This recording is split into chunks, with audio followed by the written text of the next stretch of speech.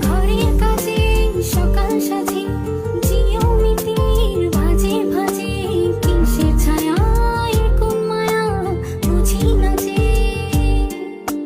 ধীরে ধীরে চেনা ভিড়ে অচেনা বাড়াবাড়ি, অবুঝে মন কি জ্বালাতন এ কেমন আহাজারি।